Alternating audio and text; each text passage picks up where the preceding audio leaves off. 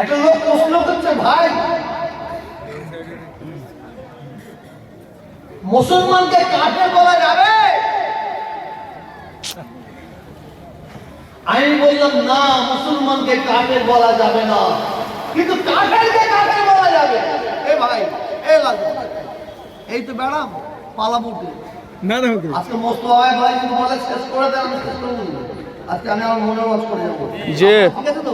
জি জি না হাড়ির দিকে লক্ষ্য। ঠান্ডা হয়ে যায়। যদি কোন মুসলমানকে কাফের বলা যাবে না, কিন্তু কাফেরকে কাফের বলা যাবে। যদি কোন মুসলমান কাফেরের কাজ করে, তাকে কাফের বলতে সর্ষে পরিমাণ খুশি আসা যাবে না। আজকে কিছু মানুষ শিরক করছে, ঠাকুরের কাছে মূর্তির কাছে গিয়ে মাথা নত করছে, তিলক দিচ্ছে, ঢোল বাজাচ্ছে,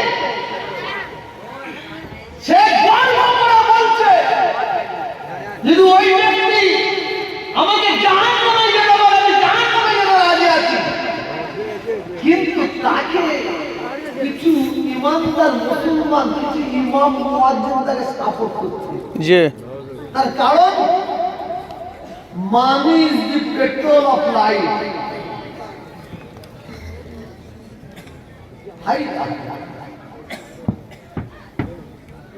আমি আমার ভাইপোদের বলি, আমার ভাইপোরা আমার বন্ধু মতন, আপনারা জানেন না।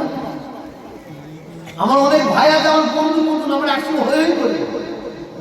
আমি ওদেরও বলি, হারা দাদা হুজুর আলাদ করছে, পুরপুরা সমালোচনা করছে, এই সমালোচনা হচ্ছে, তো দাদা জানকে কি বলে অমিত শাহ, দাদা হুজুর এই সিলসিলার লোকেরা মূর্খ জাহেল অজ্ঞ, দাদা হুজুর সিলসিলাকে গামার, সিলসিলার লোকগুলোকে গামার বলছে। তোরা কথা বলিস না কেন? তোরা জলসাই প্রতিবাদ করিস না কেন? মুখটা বন্ধ, কারণ ও জলসা হবে না। জি জলসা চল, আমি একাই বলি। বাপের যদি 100টা ছেলে হয়, সেই ছেলেগুলো যদি হারামি ছেলে হয়, আর বাপের যদি একটা ছেলে হারালি হয়, আল্লাহর দরবারে হারামি ছেলেটার মূল্য বেশি না কম? বেশি ওরা বলো বেশি